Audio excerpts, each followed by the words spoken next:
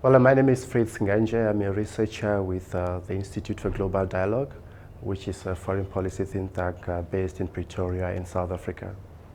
I think the uniqueness of the IGD lies in its, is captured in its motto, which talks of a better Africa in a progressive world order, because we do believe that the development of Africa, is hinged on the way in which the continent strategically places itself in a change in the global order. So this informs our incisive research and constructive dialogue. Well, in other words, we prioritize engaging with all the actors to get a diversity of perspectives on how Africa could better engage with the outside world and together contribute in the search of global solutions to global problems.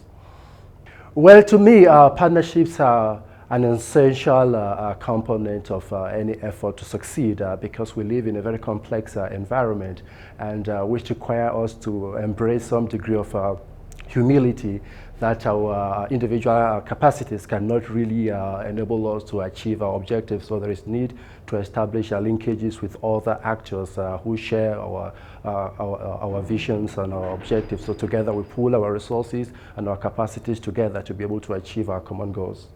I think I'll give you two. The first one is that Africa is seen as a continent that is devoid, a passive continent that is devoid of any real agency. And I think that's a fallacy because this is a continent which is full of potential and a good number of initiatives have come out of the continent. I think what Africa needs is a space for its voice to be heard so it can contribute and, to the search for solutions to global problems.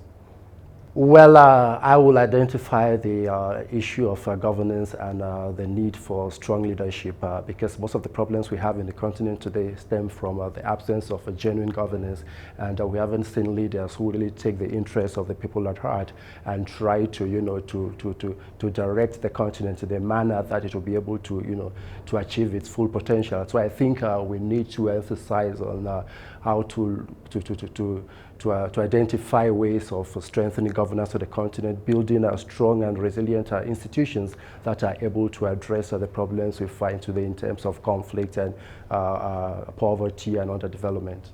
I think people should care about the southern voices in the northern policy debate for the very reason that there is a misperception that the voices of African leaders necessarily represent those of the entire African people, and this is not always true. There are times where the perspectives or the positions of the leaders, diverge from those of the broader African population. And in the Southern Voices initiative, you find diverse people who come from diverse corners of Africa and working on diverse issues. And this collective voice, it helps us to be able to get insight into the different issues and challenges that confront the continent and how the West and all the North can assist in addressing these issues rather than listening exclusively to the perspective of African leaders.